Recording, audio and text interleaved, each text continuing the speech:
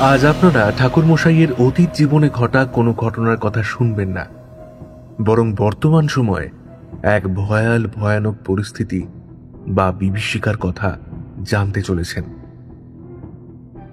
সিন্ধুকর সমুদ্র তীরে মধুচন্দ্রিমায় বেড়াতে এলো এক নবদম্পতি, মলয় এবং তন্দ্রা। কিন্তু সেখানে বেড়াতে আসাই তাদের জীবনে কাল হয়ে দাঁড়াল। স্ত্রীকে হারিয়ে মলয় হিতাহিত জ্ঞান শূন্যের মতন করে ফেলল একটা কাজ। এরপরই সূচনা হল সেই ভয়ানক বিভীষিকার। কিশোরী, বিভূতি এবং ঠাকুরমশাই তথা তারানাথ চক্রবর্তীও এসে উপস্থিত হলেন সিন্ধুকর সমুদ্র তীরে কয়েকদিন কাটানোর জন্য। এরপরই আরম্ভ হল সাক্ষাৎ মৃত্যু মিছিল। ঠাকুরমশাই কিভাবে রক্ষা করবেন একাধিক মানুষের প্রাণ? আজকের গল্প তারানাথ তান্ত্রিক ও সিন্ধুকর সমুদ্র তীরের বিভীষিকা। তাহলে আর বেশি দেরি না করে শুনুন আজকের এই বিশেষ নিবেদন। তন্দ্রা, চলো আমরা কোথাও থেকে কয়েকটা দিনের জন্য ঘুরে আসি। বিবাহের পর থেকে কোথাও বেড়াতে যাওয়া হয়নি আমাদের। হ্যাঁ, তাহলে তো নিহাত মন্দ হয় না। তো কোথায় যাবে? সেটা না হয় তুমিই বলো। তুমি যেখানে বলবে আমি তোমাকে সেখানেই নিয়ে যাব। বলো তন্দ্রা, তোমার কোন জায়গা সব থেকে বেশি ভালো লাগে? পাহাড়, সমুদ্র নাকি জঙ্গল? সমুদ্র। নীল টলটলে অগাধ জলরাশিতে পরিপূর্ণ সমুদ্র আমার ভীষণ ভালো লাগে। ছোটবেলা থেকে মোট ওই 2-1 বার বাবা মায়ের সাথে সমুদ্রে বেড়াতে গিয়েছি বটে, কিন্তু সেই সমস্ত স্মৃতি বড়ই দুর্বল। আজ থেকে বহু বহু বছর আগের। বড় হয়ে আর সমুদ্রে যাওয়া হয়নি। জানো, মাঝে মধ্যে গভীর রাতে স্বপ্ন দেখি সমুদ্র আমায় ডাকছে। 2 হাত বাড়িয়ে ওই নীল সফেদ জল আমায় জড়িয়ে ধরতে চাইছে। সমুদ্রের বালুরাশি যেন আমার গায়ে, বুকে, হাতে, পায়ে, শরীরের সর্বত্র জড়িয়ে ধরতে চাইছে। তুমি আমাকে সমুদ্রে নিয়ে যাবে? মলয় বিস্ময় ভরা নয়নে মুগ্ধ দৃষ্টিতে তাকিয়েছিল সদ্য নববিবাহিতা স্ত্রী তন্দ্রার দিকে। একজন সম্ভ্রান্ত ধনী বনেদি পরিবারের তরুণ যুবক মলয়। তাদের বিশাল বড় যৌথ পরিবার। মলয়ের অভিভাবক বলতে রয়েছে কেবলমাত্র তার মা ও পরিবারের অন্যান্য বড়রা। বাবা মারা গিয়েছে সে কোন ছোটবেলায়। মা যখন মাস 2 আগেই প্রথম তন্দ্রার কথা বলে মলয়ের সঙ্গে তাকে দেখা করিয়েছিল, তখনই প্রথম দেখায় তন্দ্রাকে ভারী পছন্দ হয়ে গিয়েছিল তার।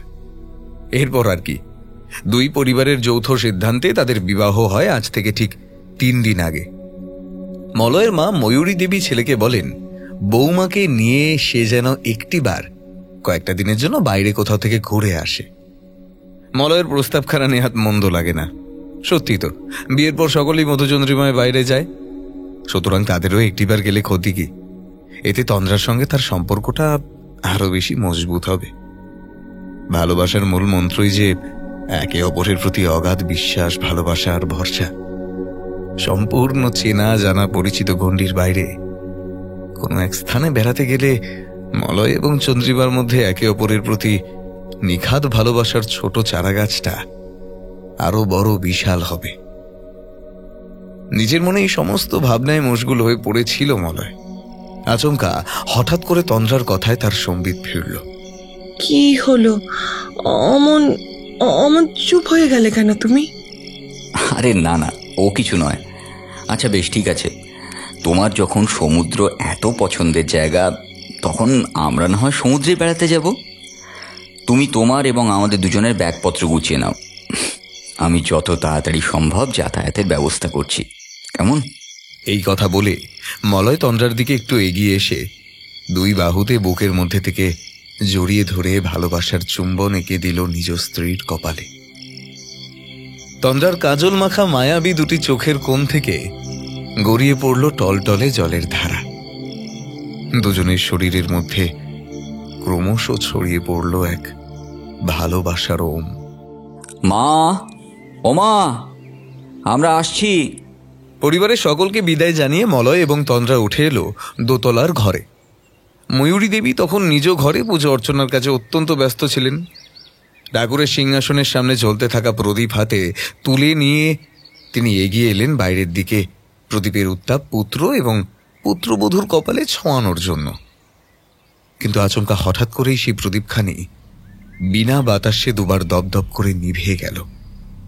সঙ্গে সঙ্গেই ময়ূরী দেবীর চোখ মুখ মুহূর্তের মধ্যে পুরোপুরি ভাবলেশহীন হয়ে উঠল। তিনি ভয়ার্ত দৃষ্টিতে তাকালেন পুত্র এবং পুত্রবধূর পানে। তারপর থমথমে গলায় বললেন, এ কি অনর্থ ঘটল! হায় ঈশ্বর, এ তুমি কোন অমঙ্গলের ইঙ্গিত দিতে চাইলে প্রভু? ও খোকা, দেখ কিরকম ভাবে পঞ্চপ্রদীপের শিখা কেঁপে নিভে গেল। এ যে ভারী অশুভ ইঙ্গিত। ও খোকা, আমি বলি কি, আজ আর তোরা যাস না বাবা। আজকের যাত্রা মোটে শুভ হবে না। আমার মনটা কেমন যেন ডাক ডাকছে। মা, এসব তুমি কি বলছো? পঞ্চপ্রদীপের শিখা নিভে গেছে, তার সঙ্গে অশুভ ইঙ্গিতের কি সম্পর্ক রয়েছে?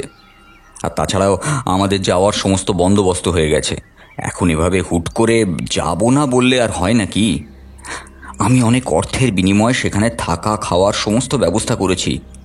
এখন যদি না যাই তাহলে সব টাকা পুরো জলে যাবে। তুই বুঝতে পারছিস না খোকা, আমার মনের ভেতর ঠিক কি ঝড় উঠেছে।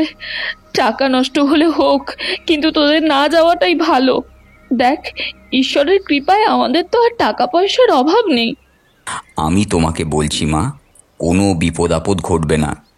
আমরা ঠিক যেমনভাবে যাচ্ছি তেমনি সুস্থভাবে আবার ফিরে আসব। তুমি তোমার মন থেকে সমস্ত দুশ্চিন্তা এবার সরাও দেখি, আর প্রাণ ভরে আমাদের আশীর্বাদ করো।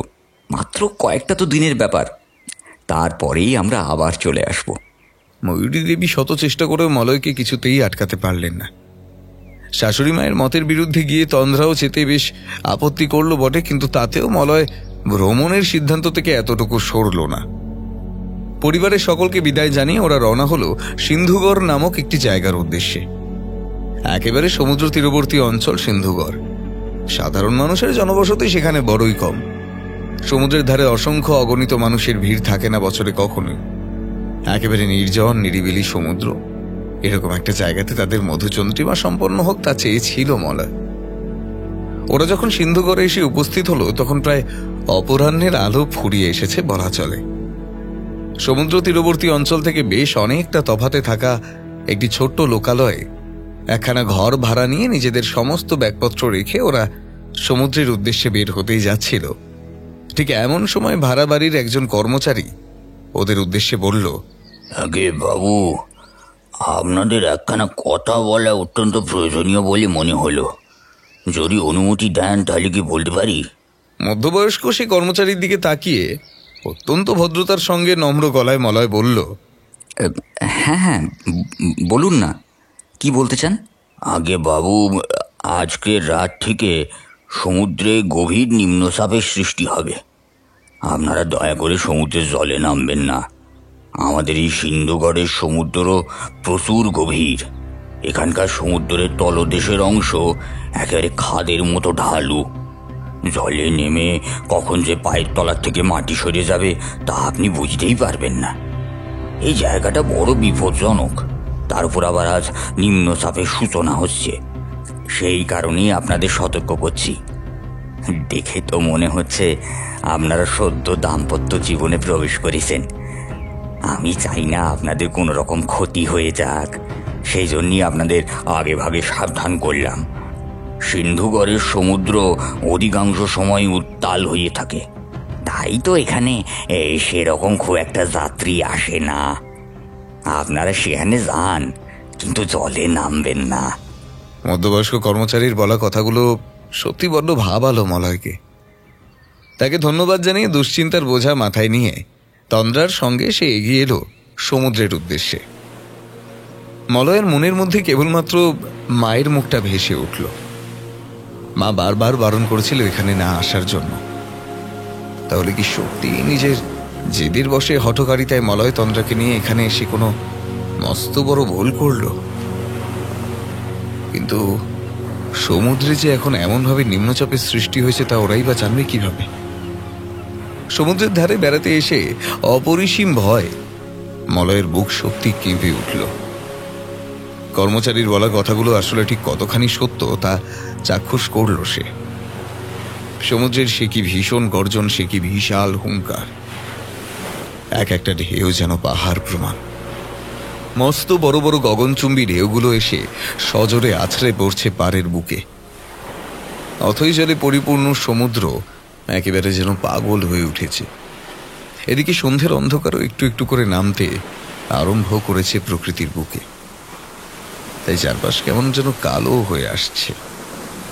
ঝোড়ো বাতাসের দাপটে সমুদ্র তীরবর্তী অঞ্চলে দাঁড়িয়ে থাকা প্রকাণ্ড নারকেল গাছের মাথাগুলো বারবার দুলে দুলে উঠছে, যেন এক্ষুনি সেগুলো আর সহ্য করতে না পেরে ভেঙে লুটিয়ে পড়বে মাটির উপর। মনে হলো মায়ের কথা অমান্য করে আজ এই জায়গায় আসা মলয়ের একেবারেই উচিত হয়নি। না, আজকের রাতটা কোনো রকমে ঘরেতে থেকে কাল সকালেই ওরা ফিরে যাবে। সমুদ্রের মারাত্মক রূপের সামনে দাঁড়িয়ে থাকার কোনো মানেই হয় না। মলয় চেয়েছিল শান্ত স্নিগ্ধ সমুদ্রকে উপভোগ করতে। সে কখনোই এরকম মারাত্মক বিধ্বংসী রূপ আশাও করেনি। প্রাকৃতিক দুর্যোগ প্রবল হওয়ার আগেই তারা এই স্থান পরিত্যাগ করবে। তন্দ্রাকে সঙ্গে নিয়ে সে এক্ষুনি ভাড়া বাড়িতে ফিরে যাবে বলে পাশ ফিরে তাকাতেই একেবারে চমকে উঠল মলয়। কি, তন্দ্রা কোথায় গেল? এই যে আমি এখানে। মলয় একটিবারের জন্য খেয়াল করেনি তন্দ্রা কখন ছুটতে ছুটতে একেবারে সমুদ্রের জলের কাছে গিয়ে উপস্থিত হয়েছে। ভয়ের চোটে ছেলেটার হাত পা একেবারে ঠান্ডা হয়ে গেল। সে উচ্চ কণ্ঠে চিৎকার করে স্ত্রীর উদ্দেশ্যে বলল, তন্দ্রা, তন্দ্রা, কি করছো? কি তুমি ওইভাবে সমুদ্রের দিকে এগোচ্ছ কেন? শুনলে না কর্মচারী লোকটি আমাদের কিভাবে সাবধান করলো? যদি কোনো একটা বিপদ ঘটে যায় তখন কি হবে? তন্দ্রা। আরে কিচ্ছু হবে না, তুমি এত ভয় না পেয়ে গিয়ে এসো দেখি। দেখো দেখো, সমুদ্রের জল দু হাত বাড়িয়ে আমাদের ডাকছে, আমাদের আপন করে নিতে চাইছে। তুমি তুমি সমুদ্রের ডাক শুনতে পাচ্ছ না? আমি কিন্তু পাচ্ছি। সমুদ্রের জলে দেহ মন না ভেজালে কিছুতেই শান্তি পাবো না। আর তাছাড়াও আমরা এখানে এসেছি শুধু কি ঘরের মধ্যে বন্দি হয়ে আটকে থাকবো বলে? সমুদ্রে বেড়াতে এসে সমুদ্রের জলে না নামলে কি আর চলে? তুমি আর সামনের দিকে এগিয়েও না তন্দ্রা, কোন একটা বিপদ ঘটে যেতে পারে। দাঁড়াও দাঁড়াও, আমি যাচ্ছি। স্বামীর কোনো নিষেধাজ্ঞা না শুনে তন্দ্রা পাগলের মতো ছুটল সমুদ্রের জলের নিকটে। কোনো মানুষ যে সমুদ্রকে এত বেশি ভালোবাসতে পারে তা সত্যি জানা ছিল না মলয়ের। আর এক মুহূর্ত সেখানে ওইভাবে দাঁড়িয়ে না থেকে মলয়ও দৌড়ে গেল তন্দ্রাকে আটকানোর জন্য। ঠিক তখনই চোখের সামনে ঘটে গেল সেই চরম অঘটন। সাক্ষাৎ বিশালাকার দৈত্যের মতন মারাত্মক গর্জন করে একটা বৃহৎ আকারের মস্ত বড় ঢেউ এসে সোজা ঝাঁপিয়ে পড়ল মেয়েটার উপর। তন্দ্রার অস্পষ্ট চিৎকার কেবলমাত্র কানে এলো। মলয় নিজের দুই চোখ বন্ধ করল। চোখের পাতা খুলতেই সেই ঢেউ যখন সরে গেল তখন সে দেখল গোটা জায়গা একেবারে ফাঁকা, কোথাও কোনোখানে আর তন্দ্রা নেই। মাটির উপর ধপাস করে বসে পড়ল মলয়। তার বুক ঠেলে বেরিয়ে এলো প্রবল আর্তনাদ। নিজের চোখে সে যা দেখল তা যেন বিশ্বাস করা বড়ই কঠিন। মলয় এগিয়ে গেল সমুদ্রের জলের দিকে, কিন্তু না, শত চেষ্টা করেও আর তন্দ্রাকে পাওয়া গেল না। ডুকরে কেঁদে ফেলল মলয়। এতটা অসহায় বলে নিজেকে আগে কখনো কোনোদিন মনে হয় না।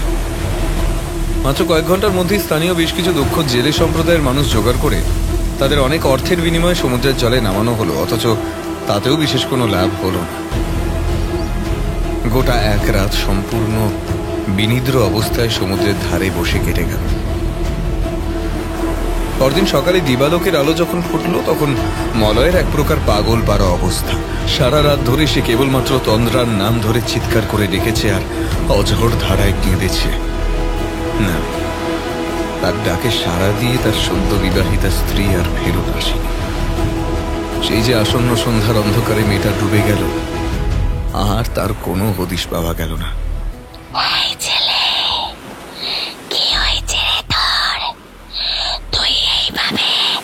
সমুদ্রের ধারে বসে আছিস কেন? তোর কি কিছু হারিয়ে গেছে নাকি? কানের খুব কাছে সাপের মতো হিসহিসে গলায় কথাগুলো কে যেন বলতেই একেবারে চমকে উঠল মলয়। পেছন ফিরে তাকাতে সে দেখল তার কাছে কোথা থেকে একটা বুড়ি এসে বসেছে, তবে তাকে দেখতে ভারী অদ্ভুত বা বলা ভালো ভয়ানক। তার কণ্ঠস্বর ঠিক যেরকম ভয় ধরানো হিসহিসে, তার বাহ্যিক রূপ ঠিক সেই রকমই। মাথা ভর্তি ঝাগড়া ঝাগড়া সাদা চুল, সিঁথি জুড়ে টকটক করছে লাল সিঁদুর, গায়ের রং কুচকুচে কালো, কপালের মাঝ বরাবর একটা ধূসর সাদা টিপ বিদ্যমান, পরনে জড়ানো রয়েছে একখানা ডোরা কাটা সুতির শাড়ি, হাতে শাখার মতো সাদা সাদা মোটা ছুরি, মুখের দাঁত হলদেটে এবং দুর্গন্ধময়।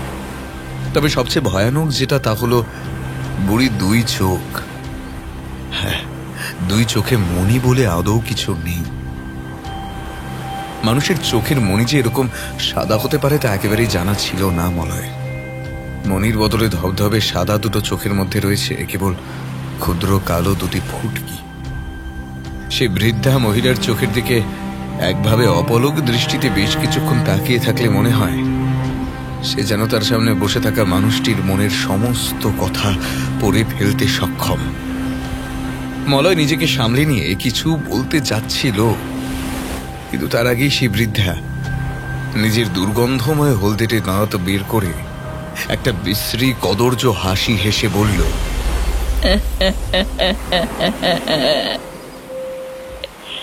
চিন্তা করিস না রে ছেলে, সমুদ্র কারো কোনো জিনিস নিয়ে রাখে না।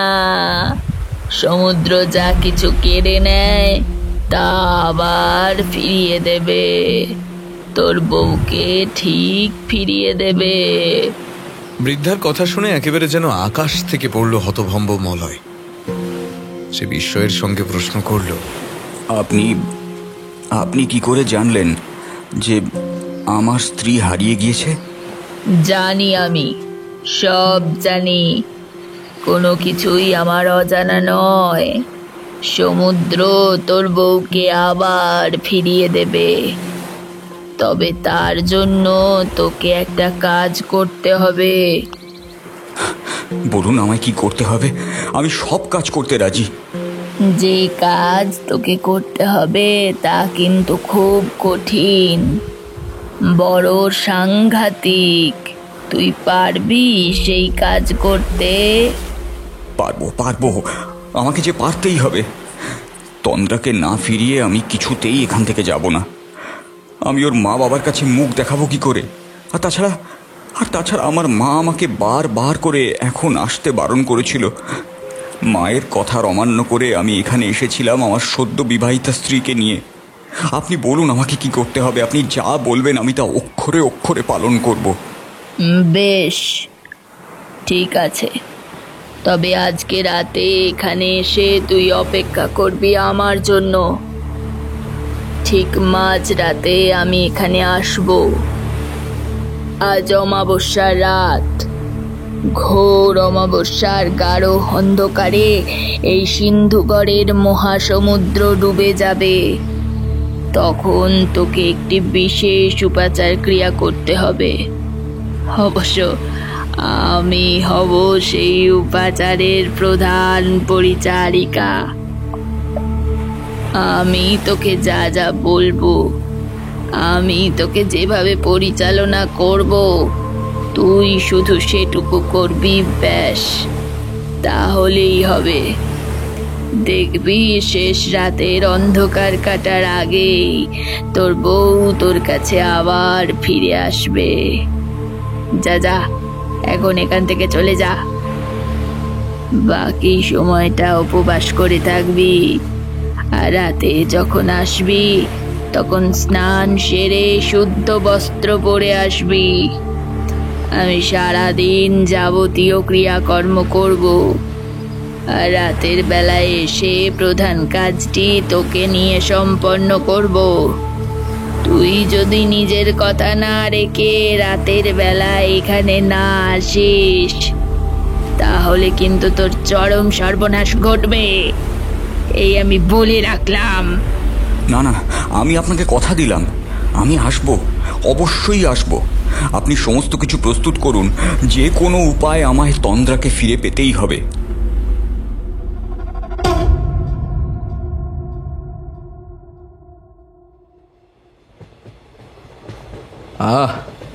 বেশ অনেকদিন পর আবার এত বেশি আনন্দ হচ্ছে। কি বলো হে ভায়া, বেড়াতে যাবার বুদ্ধিখানা কিরকম ছিল বলো দেখি? কিশোরীর প্রশ্ন শুনে আমি তার দিকে তাকিয়ে মুখে সৌজন্যমূলক মিষ্টি হাসি ফুটিয়ে বললাম, সত্যি কিশোরী, এতদিনে তুমি একটা কাজের মতো কাজ করেছ। তোমার এই বেড়াতে যাবার বুদ্ধিখানা একেবারে যাকে বলে দুর্দান্ত। কি ব্যাপার হে, তোমার নিজেদের মধ্যে কি এত গল্পগুজব করছো বলো দেখি? মাথাটা কিরকম যেন ধরে গেছে। একটু চায়ের ব্যবস্থা হলে নেহাত মন্দ হতো না। ঠাকুরমশাই, আপনি বসুন, আমি বরং আপনার জন্য গরম গরম চা নিয়ে আসছি। এত বড় ট্রেনটার মধ্যে চা বিক্রি হচ্ছে, এমন কাউকে নিশ্চয়ই পাওয়া যাবে। এই কথা বলে কিশোরী আর এক মুহূর্ত অযথা বিলম্ব না করে এক প্রকার দৌড়ে চলে গেল অন্য কামরার দিকে। ঝমঝম শব্দ তুলে ঊর্ধ্বগতিতে দৌড়ে চলেছে আমাদের ট্রেন। খোলা জানালা দিয়ে ভেতরে ঢুকে আসছে কনকনে ঠান্ডা শীতল বাতাস। বাইরে নির্ঘাত খানিক আগেই বৃষ্টি হয়েছে। আজ থেকে একটানা প্রায় এক সপ্তাহের কাছাকাছি সময় আমাদের অফিসে ছুটি চলার কারণে কিশোরী আমাকে কয়েকদিন আগে এসে সবার প্রথম প্রস্তাব দিল যে অল্প কিছুদিনের জন্য বাইরে কোনো জায়গা থেকে ঘুরে এলে কেমন হয়। তবে আমি কিংবা সে, আমরা দুজন নয়, আমাদের সাথে ঠাকুরমশাইকেও কোনো না কোনোভাবে রাজি করিয়ে নিয়ে যেতে হবে। ভাবনা চিন্তা করে দেখলাম কিশোরী যেটা বলছে তা বাস্তবে ঘটানো বেশ কঠিন বিষয় হলেও একবার যদি ঠাকুরমশাইকে রাজি করানো যায় তাহলে এই ভ্রমণ আমাদের জীবনের সবচেয়ে উল্লেখযোগ্য ভ্রমণ হতে চলেছে। ঠাকুরমশাইকে রাজি করানোর জন্য আমি আর কিশোরী সেই দিনই মস্ত বড় এক হাঁড়ি রাবড়ি আর এক ঠোঙা গরম জিলিপি নিয়ে উপস্থিত হলাম মটলেনের বাড়িতে। ঠাকুরমশাইয়ের হাতে তার অত্যন্ত পছন্দের পাসিং শো সিগারেটের গোটা একখানা প্যাকেট ধরিয়ে দিতেই দেখলাম তিনি অত্যন্ত প্রসন্ন হয়েছেন আমাদের প্রতি। বাড়িতে চারিকে কোথাও দেখতে না পেয়ে তার বিষয়ে ঠাকুরমশাইকে জিজ্ঞাসা করলে তিনি বললেন, চারি কয়েকটা দিনের জন্য নাকি কোনো এক আত্মীয়ের বাড়ি গিয়েছে। ব্যাস, আর আমাদের পায়েকে ঠাকুরমশাইকে আমাদের সাথে ঘুরতে যাওয়ার বিষয়ে রাজি করানো আমার কাছে আরো সহজ হয়ে উঠল। ঠাকুরমশাই প্রথম দিকে বেশ আপত্তি জানালেন, কিন্তু যখন বলা হলো যে মাত্র 2-3 দিনের ব্যাপার, তখন আর বিশেষ আপত্তি করলেন না। ভ্রমণের যাবতীয় খরচপাতি আমাদের। ঠাকুরমশাইকে বলা হলো এই সমস্ত কিছুই তাকে ভালোবেসে আমরা করেছি, কিন্তু প্রধান কারণ ছিল দিনরাত্রি ভালো মন্দ খাওয়া দাওয়া, সাথে ঘোরাফেরা করা, আর সময় সুযোগ বুঝে ঠাকুরমশাইয়ের থেকে বিভিন্ন লোমহর্ষক রোমাঞ্চকর গল্প শোনা। সেদিন ঠাকুরমশাইকে রাজি করানোর সময় তক্তপোষের উপর বসে তিনি আমাদের দিকে তাকিয়ে এমনভাবে সূক্ষ্ম হাসি হেসেছিলেন যেন আমাদের যাবতীয় মনের কথা পড়তে সক্ষম হয়েছেন। আমাদের তাকে সমেত বেড়াতে যাওয়ার মূল কারণ তার অজানা নয়, কিন্তু তবুও তিনি মুখে কিছু প্রকাশ করলেন না। এই নিন ঠাকুরমশাই, গরম চা আর তার সাথে মুখরোচক তেলে ভাজা। এ কথা বলে কিশোরী উষ্ণ ধুমায়িত গরম চায়ের 3টি পেয়ালা এবং শালপাতার ঠোঙায় মোড়ানো বেশ কিছু তেলে ভাজা নামিয়ে রাখল ট্রেনের সিটের উপর। তারপর আমার পাশে ঠাকুরমশাইয়ের মুখোমুখি বসল সে। আমরা 3 জনে 3 ভাঁড় চা তুলে নিয়ে তাতে সামান্য ফোঁ দিয়ে বড় তৃপ্তি সহকারে সেই চা পান করতে লাগলাম। চলন্ত ট্রেনের মধ্যে বসে সুন্দর সুস্বাদু মশলা চায়ে চুমুক দিতে দিতে তেলে ভাজা খাওয়ার মুহূর্ত আমাদের কাছে এক অন্যরকম আনন্দময় আবেগের সৃষ্টি করল। তবে ঠাকুরমশাইয়ের মুখের পানে সহসা চোখ যেতেই বুকের ভেতরটা কেমন মোচড় দিল। ঠাকুরমশাই চায়ে চুমুক দিচ্ছেন, তবে তার চোখ মুখ কেমন যেন বদলে গিয়েছে মাত্র এই কিছু সময়ের মধ্যেই। ঠাকুরমশাইকে আমরা বহু দিন ধরে অত্যন্ত ঘনিষ্ঠভাবে চিনি, তাই তার মুখের অভিব্যক্তি দেখেই বিলক্ষণ বলে দিতে পারি যে বর্তমানে তিনি কোনো একটা কারণে গভীরভাবে চিন্তা করছেন। ঠাকুরমশাইয়ের দৃষ্টি অনুসরণ করে দেখলাম কামরার এক প্রান্তে বসে থাকা একজন বয়স্কা বিধবা মহিলার প্রতি তার দৃষ্টি নিবদ্ধ। খানিকক্ষণ লক্ষ্য করতেই সেই বৃদ্ধা মহিলারও কার্যকলাপ আমাদের অদ্ভুত ঠেকল। বৃদ্ধা মহিলা থমথমে মুখে কী সব যেন ভাবছেন, আর মাঝে মধ্যেই দুই হাত জড়ো করে কপালে ঠেকাচ্ছেন।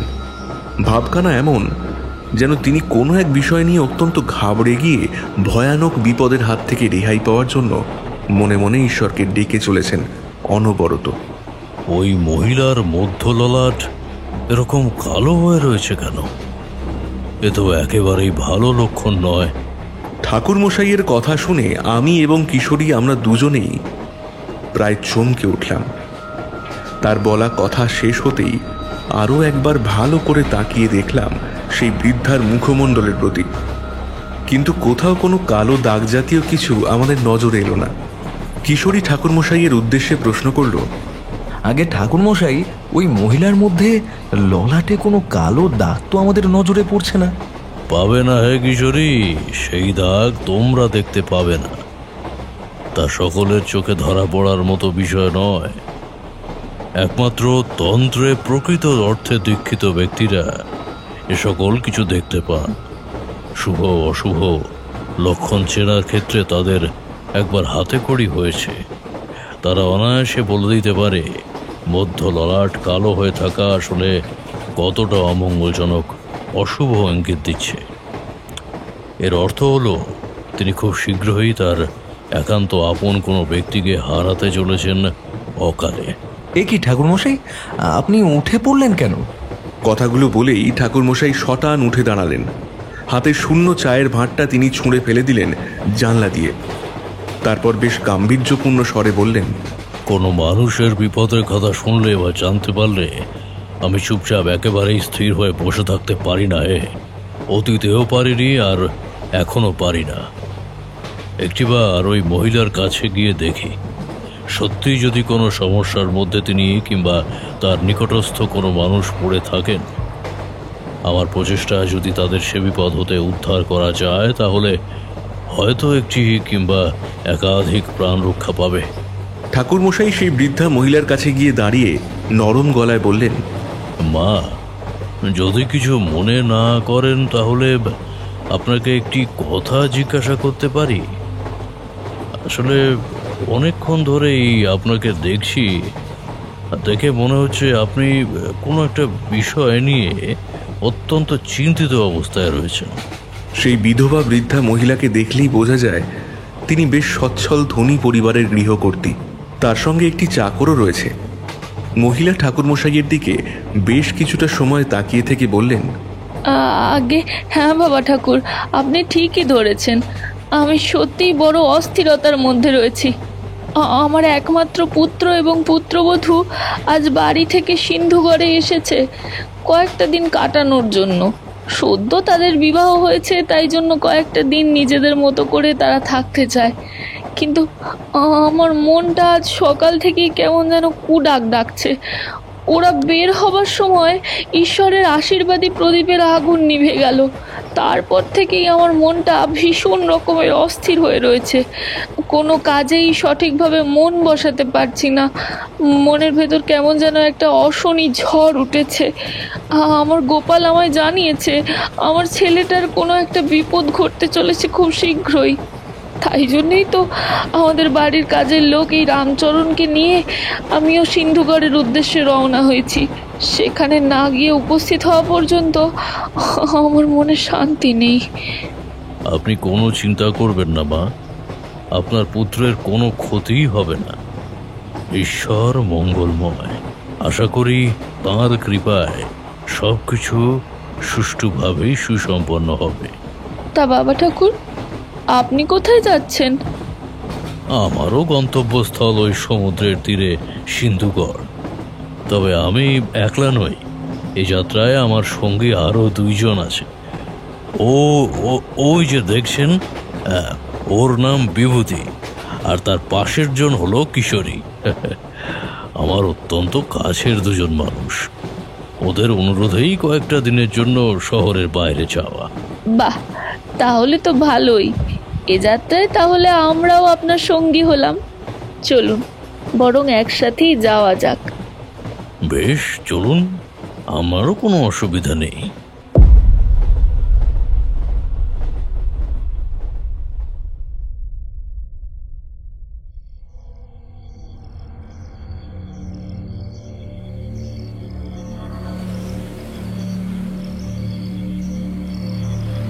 এই ছেলে, তোকে জানতে বলেছিলাম, তুই সেই জিনিসটা সঙ্গে করে নিয়ে এসেছিস তো?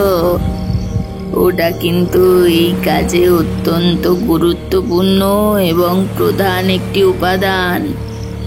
হ্যাঁ, আপনি যা আনতে বলেছিলেন আমি তা সঙ্গে করে নিয়ে এসেছি। আমার স্ত্রী তন্দ্রার পরিধেয় কোনো একটি বস্ত্রের কিছুটা টুকরো আপনি আনতে বলেছিলেন। এই হলো তার শাড়ির টুকরো। কই, দে দে দে দে দে দেখি, ওটা আমার হাতে দে। অন্ধকার রাতেও বুড়ি দুই মণিবিহীন চোখ আরো বেশি উজ্জ্বল হয়ে সাদা হয়ে উঠল যেন। দুটো চোখ নয়, রীতিমতো কোনো আলোর বলয়। জীবিত মানুষের চোখ সাপদের মতো রাতের অন্ধকারে এরকম জলজল করতে পারে বলে একেবারেই জানা ছিল না মলয়ের। বুড়ির মাথার সাদা চুলগুলো লকলকে বিষাক্ত সাপের মতো সমুদ্রের উত্তাল হাওয়ায় চারিদিকে উঠতে আরম্ভ করেছে। মুখের হলদেটে ছোপ ধরা দুর্গন্ধময় দাঁত বের করে সে খ্যাঁক খ্যাঁক করে কিছুটা কেশে উঠল। তারপর এক প্রকার ছিনিয়ে নিল মলয়ের হাত থেকে তন্দ্রার পরনের লাল শাড়ির বেশ কিছুটা টুকরো।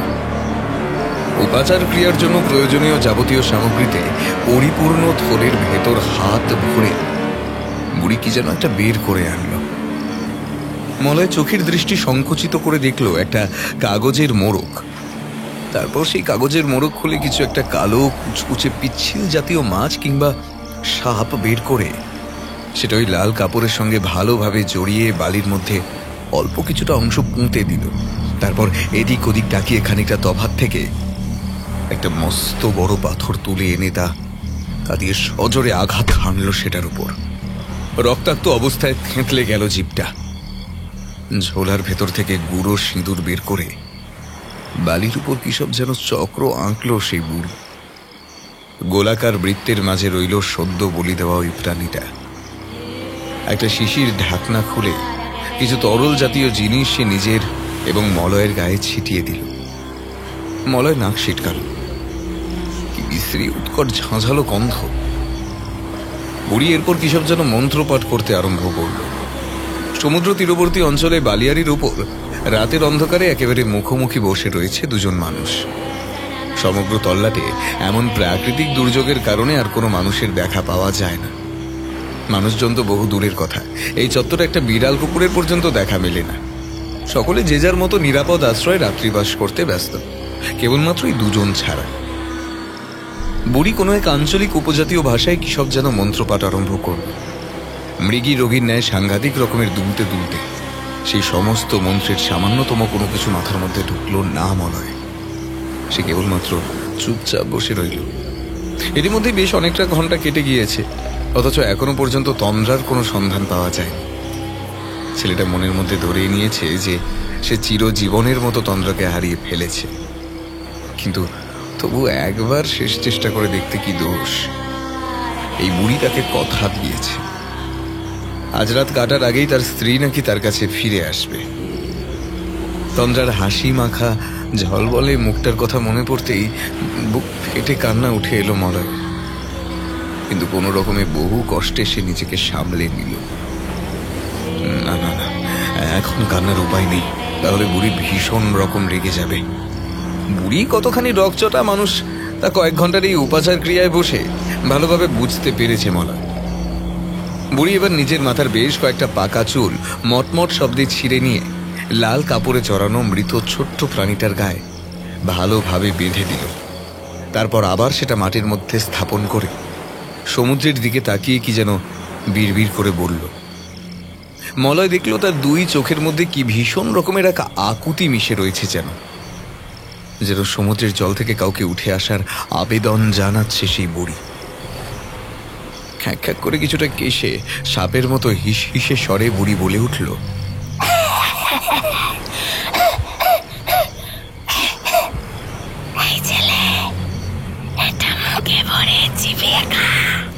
একটা বমির ভাব উঠে এলো। কি বিশ্রী আষ্টে গন্ধ, তার সঙ্গে কাঁচা রক্ত এবং মাংসের একটা লবণাক্ত ভাব মিশে রয়েছে। এখন তাকে বুড়ির কথা শুনে এই মাংস খেতে হবে, এটা ভাবতেই শরীরের প্রতিটা অঙ্গ প্রত্যঙ্গ যেন একেবারে বিকৃত হয়ে উঠল। মলয়ের একবারের জন্য মনে হলো না, আর একেবারে সহ্য করা যাচ্ছে না। এক্ষুনি এই উপাচার ক্রিয়ার যাবতীয় নিয়মবিধি লঙ্ঘন করে সে উঠে দাঁড়িয়ে এখান থেকে শটান চলে যাবে, কিন্তু পর মুহূর্তে তন্দ্রারও ওই হাসি মাখা মুখখানার কথা মনে পড়তে সে চুপচাপ বসে রইল। বুড়ি দাঁতে দাঁত চেপে হিংস্র বাঘিনীর মতো গর্জন করে একটা নোংরা গালি দিয়ে বলল, এই ছেলে, কথাটা তোর কানে গেল না নাকি? মুখে পড়ে চিবিয়ে খা। মলয় বহু কষ্টে কিছুটা সাহসে ভর করে বলল, আগে যদি কিছু মনে না করেন তাহলে একটা কথা বলি। আমি না কোনোদিন এর আগে এইভাবে কাঁচা মাংস খাইনি। এটা কি আমাকে খেতেই হবে? মলয়ের কথা শুনে বুড়ির মাথায় যেন মাত্রাতিরিক্ত ক্রোধের আগুন জ্বলে উঠল। তিরিক্ষি মেজাজে বুড়ি সাপের মতো গর্জন করে বলল, শোনো মিনসের কথা, মুখ পোড়া, এটা কোনো সাধারণ মাংস নয় রে। এটা যে প্রসাদ।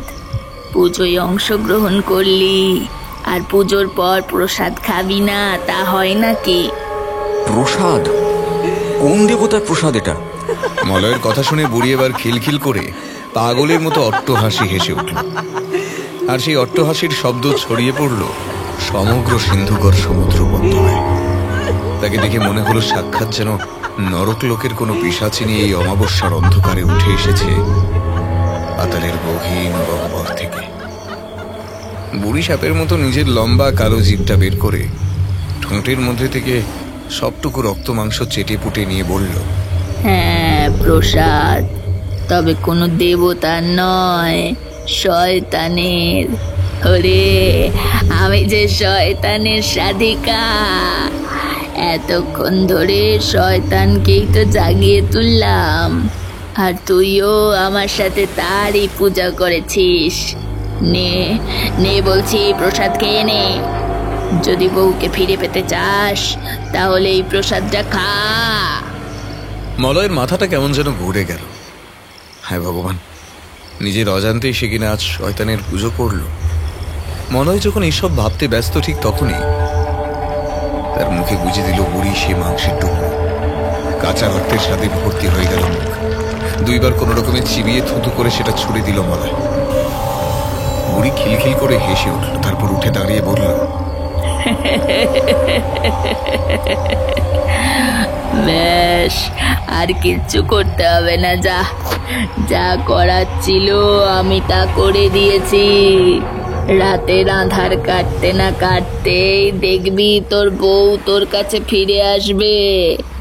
আমি এখন চললাম, তোদের দাম্পত্য জীবন সুখের হোক এই আশীর্বাদ করি। বুড়ির বলা শেষের কথাটার মধ্যে কেমন যেন একটা ব্যঙ্গের ভাব মিশেছিল। রাতের অন্ধকারে হাঁটতে হাঁটতে সেই বুড়ি একসময় মিলিয়ে গেল কোথাও যেন। অন্ধকার সমুদ্রের তীরে প্রাকৃতিক দুর্যোগের মধ্যে কেবলমাত্র বসে রইল মলয়, সম্পূর্ণ একলা, একাকী।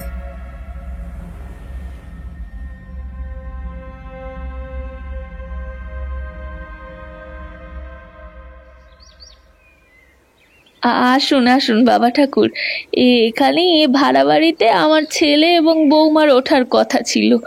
ময়ূরী দেবীর কথা মতোই আমরাও গিয়ে উপস্থিত হলাম একটি বিশাল বড় ঘরের বন্ধ দরজার সম্মুখভাগে। দরজার কড়া নাড়া মাত্রই খানিকক্ষণ পর দরজাখানা খুলে দিল একজন তরুণ যুবক। ময়ূরী দেবীকে দেখে অত্যন্ত অবাক হয়ে সে বলল, মা, তুমি এখানে? হ্যাঁ খোকা, আমি। তোরা কাল বাড়ি থেকে আসার পরেই আমার মনটা ভীষণ রকমের কুডাক ডাকছিল। কেমন যেন অস্থির অস্থির লাগছিল নিজেকে। মনে হচ্ছিল তোর কোনো একটা বিপদ ঘটতে চলেছে খুব শীঘ্রই। তাই জন্যেই তো নিজেকে আর আটকে রাখতে পারলাম না। চুপ করে ওখানে হাত পা গুটিয়ে না বসে থেকে এই যে রামচরণকে সাথে নিয়ে একেবারে চলেই এলাম। সত্যি মা, তোমাকে নিয়ে আর পারা গেল না। তুমি এত বেশি দুশ্চিন্তা করো যে এত দূরের রাস্তা এইভাবে চলে এলে। থাক খোকা, ওইসব কথা এখন থাক। মায়ের মনের যে কি জ্বালা তুই বুঝতে পারবি না।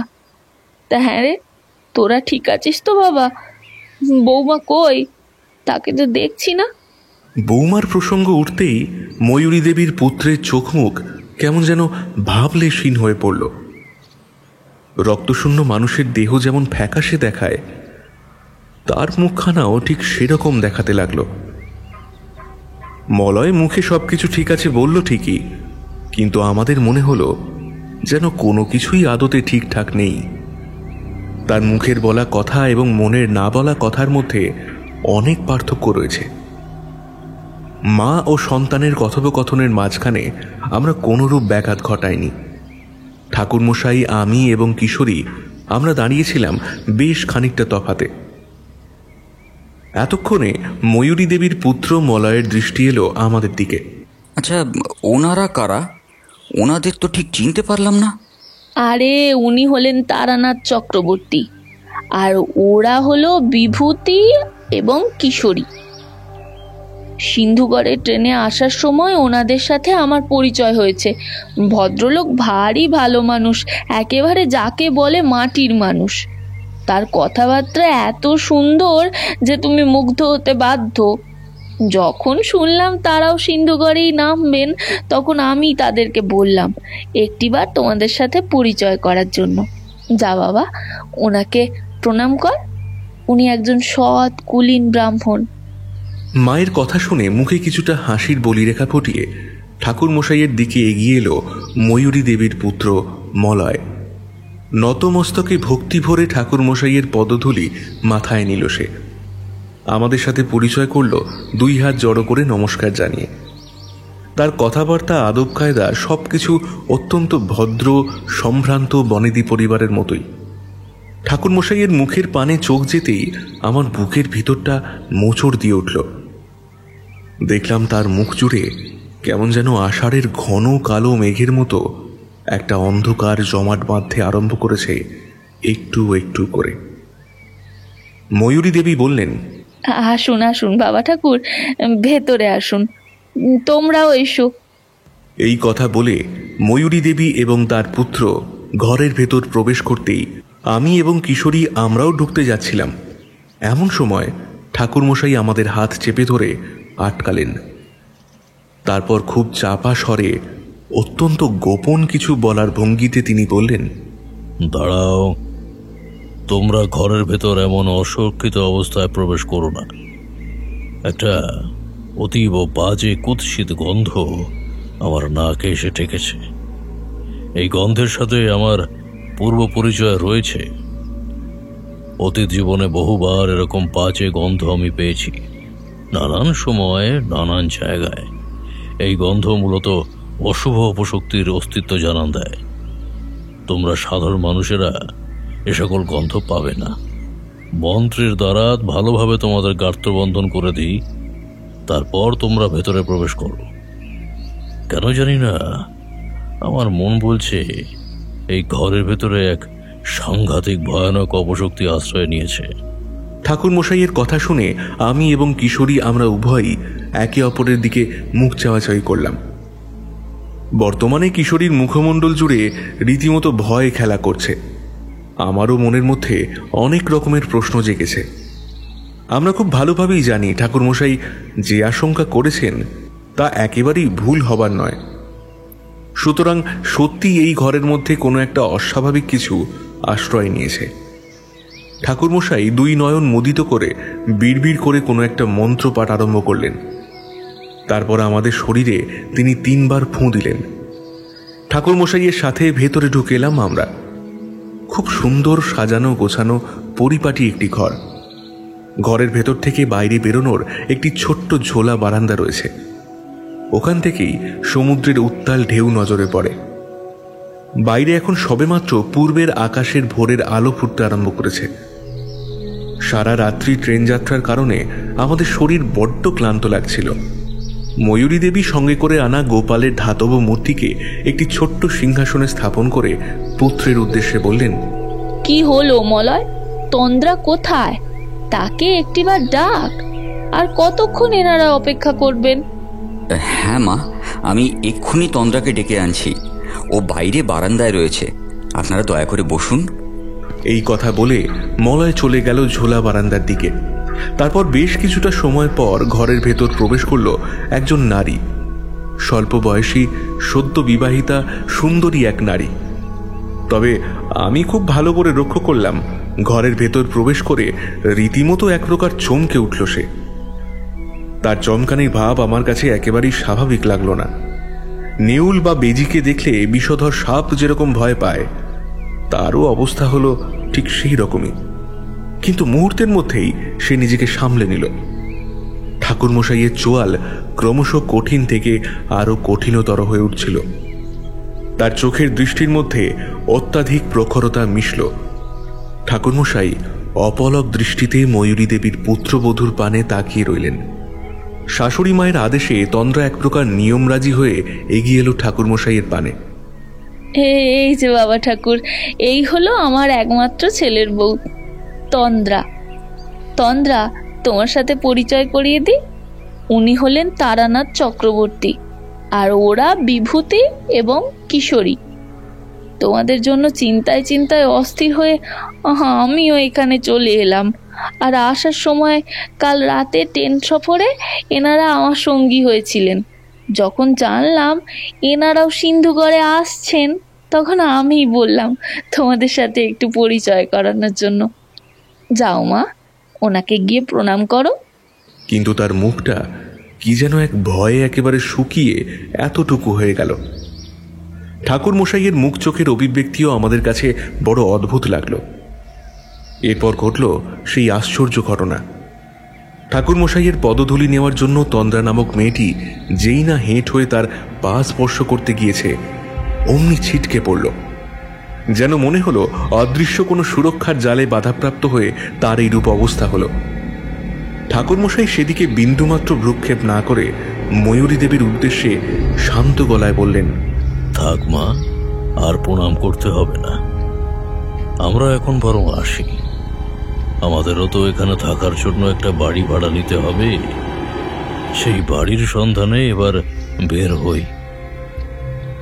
শরীরটা বড্ড ক্লান্ত লাগছে মা। একখানা বাড়ি নিয়ে একটু বিশ্রাম না নিলে একেবারেই চলবে না।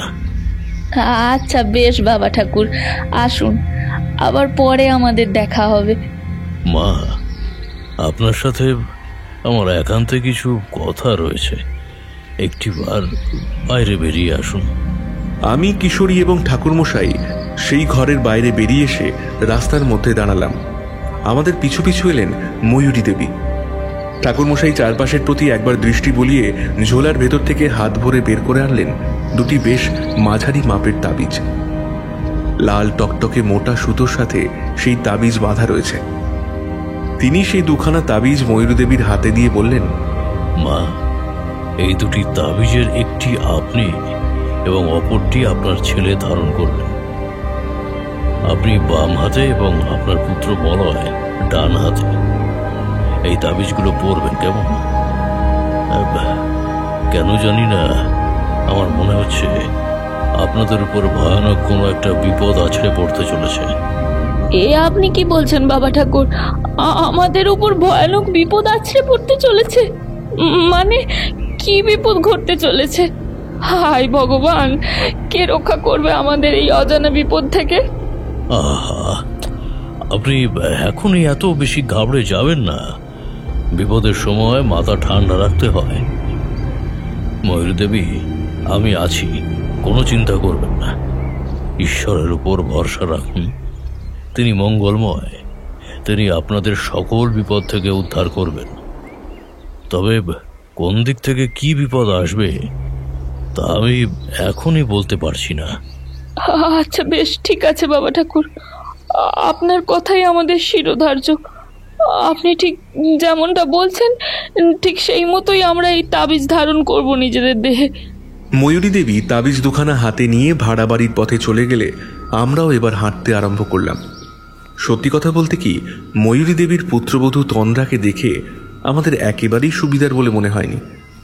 মেয়েটার মধ্যে কেমন যেন একটা অদ্ভুত অস্বাভাবিক ভাব রয়েছে। আমার মনের মধ্যে চলতে থাকা এই সমস্ত কথাগুলোই কিশোরী প্রশ্ন আকারে জিজ্ঞাসা করল, আচ্ছা ঠাকুরমশাই, আপনি বললেন ওই ঘরের মধ্যে নাকি কোনো এক অশুভ অপশক্তির গন্ধ আপনি পাচ্ছিলেন বাইরে থেকে। এখন আবার ময়ূরী দেবী এবং তার পুত্রের জন্য ওই রক্ষাকারী তাবিজ দুটি দিলেন।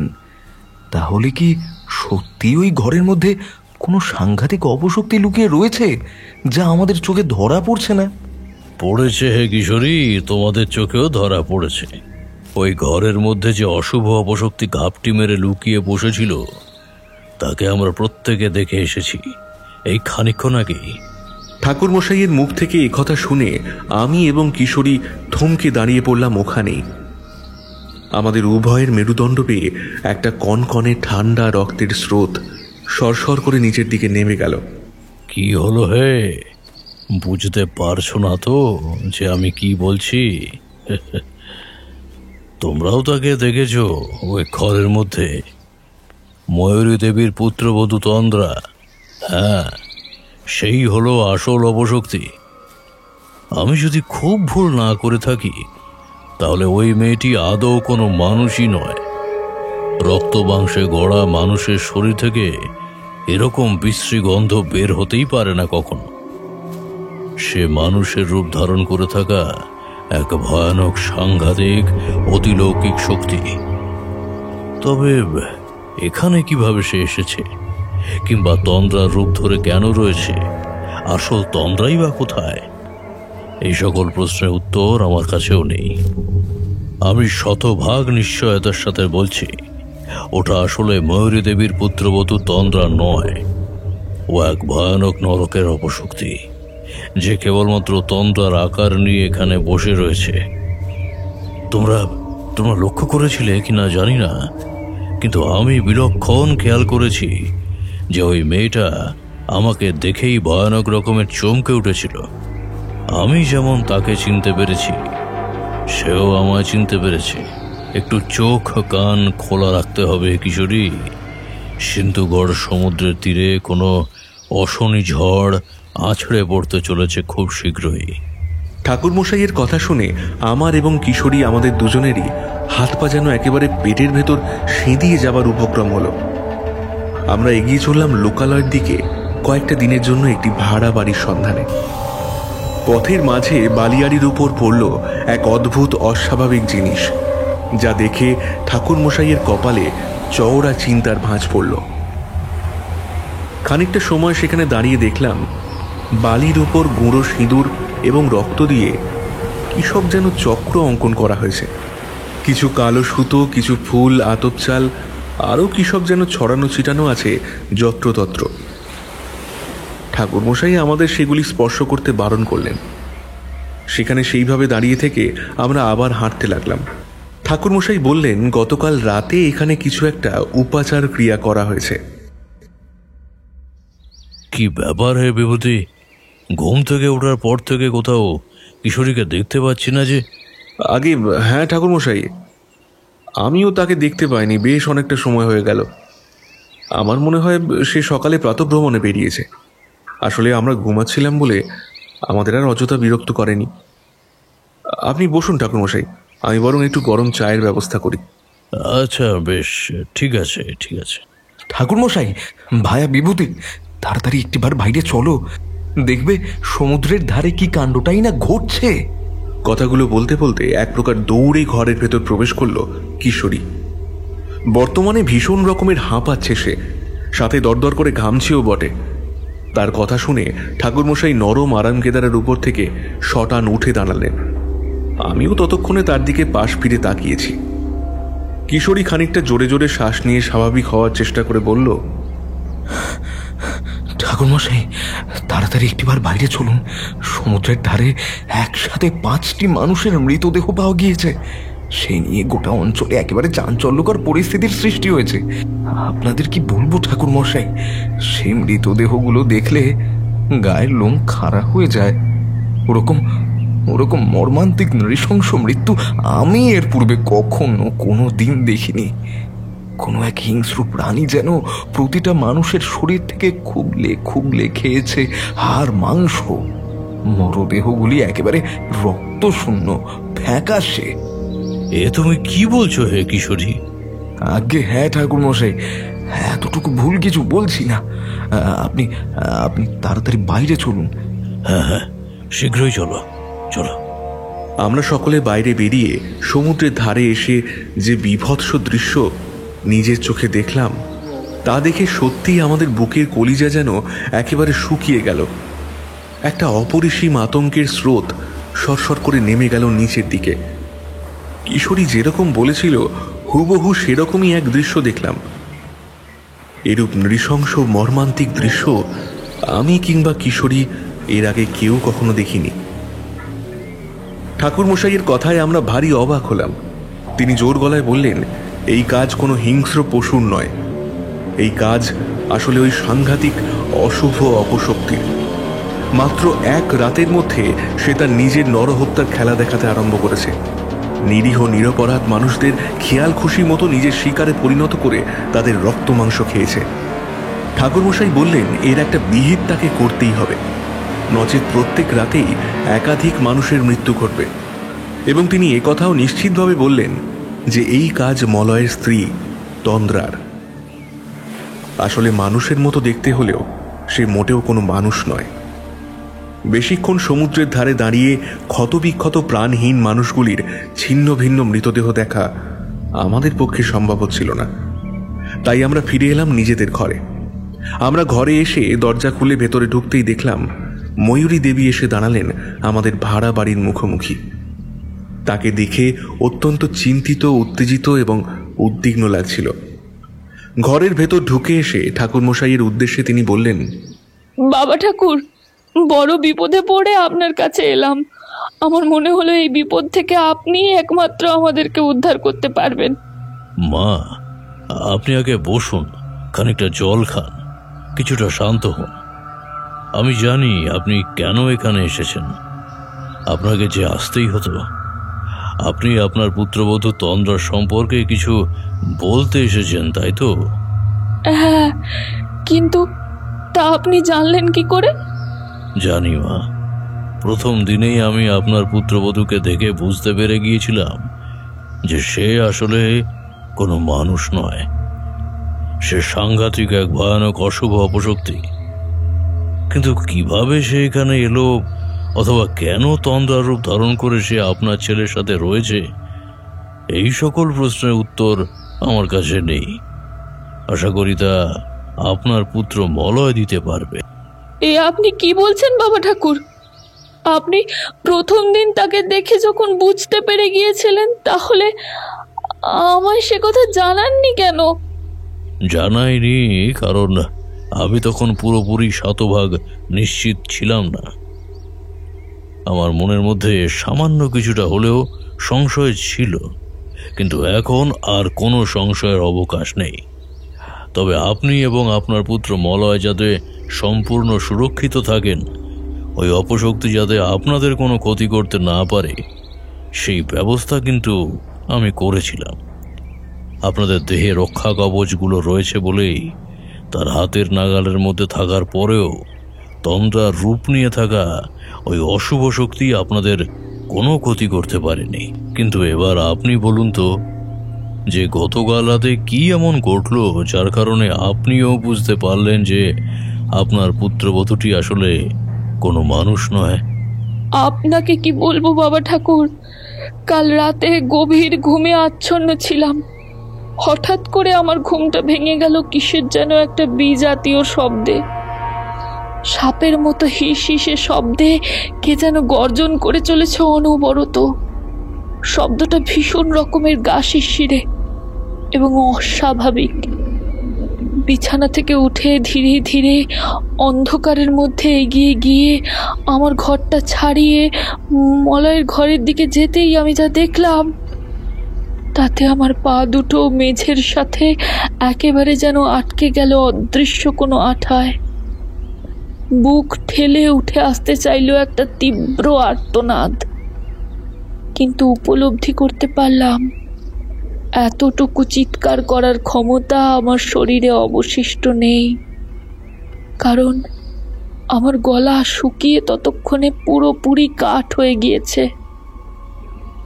অন্ধকারের মধ্যে যেই তন্দ্রাকে আমি দেখলাম, সে আর যাই হোক না কেন মোটেও কোনো মানবী হতে পারে না। ওটা একটা দানবী ছিল। হ্যাঁ, যেন সমুদ্রের জল থেকে সদ্য উঠে এসেছে সে। তার গোটা শরীর থেকে টপ টপ করে জল পড়ছিল।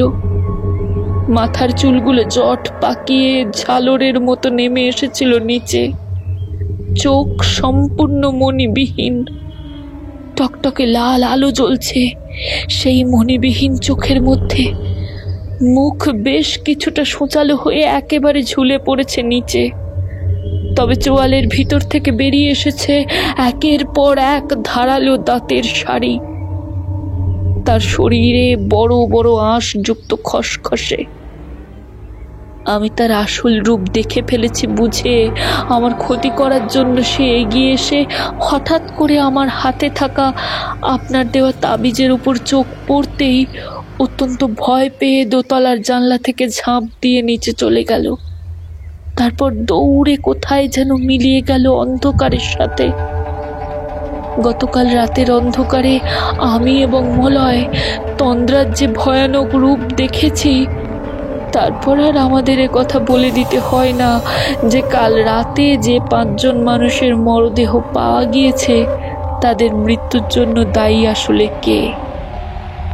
বাবা ঠাকুর, আপনারা যেমন বুঝতে পেরেছেন যে গতকালকের রাতের ওই নৃশংস মৃত্যুগুলো তন্দ্রার রূপ ধারণকারী পিশাচিনী ঘটিয়েছে, ঠিক তেমনি আমি এবং আমার পুত্র মলয়ও তা জানি। কিন্তু কথা আমরা কাউকে বলতে পারছি না। তাই জন্য তো আপনার কাছে ছুটে এলাম। আপনার নিকটে আমার সবিনয় নিবেদন, এই সমস্যার কোনো একটা সমাধান করুন দয়া করে।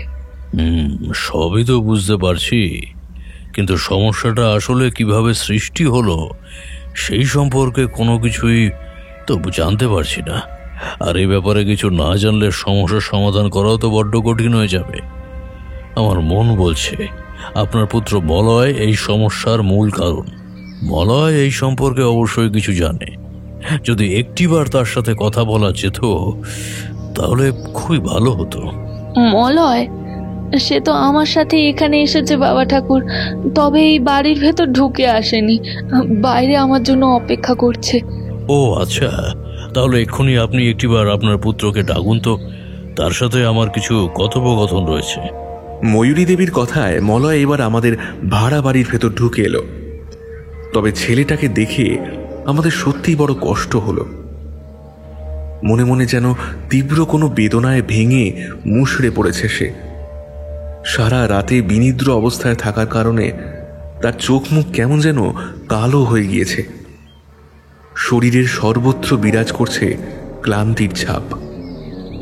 চোখের কোণে জল চিকচিক করছে। হয়তো খানিকক্ষণ আগে পর্যন্ত সেই নির্জনে সকলের অলক্ষ্যে কান্নায় ভেঙে পড়েছিল। ঠাকুরমশাই তাকে বসতে ইশারা করে তার উদ্দেশ্যে বেশ গাম্ভীর্যপূর্ণ স্বরে বললেন, দেখো মলয়, আমি খুব ভালো করেই বুঝতে পারছি যে তুমি এই সমস্যার মূল কারণ সম্পর্কে অনেক কিছুই জানো, কিন্তু আসল শক্তি গোপন করার একেবারেই সময় নেই এখন। আশা করি তুমি বুঝতে পারছো কি বলছি।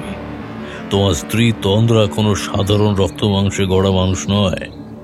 আমি বলছি শোনো, সে আসলে নরক লোকের এক ভয়ানক অপশক্তি, যাকে তুলে আনা হয়েছে এই পৃথিবীর বুকে।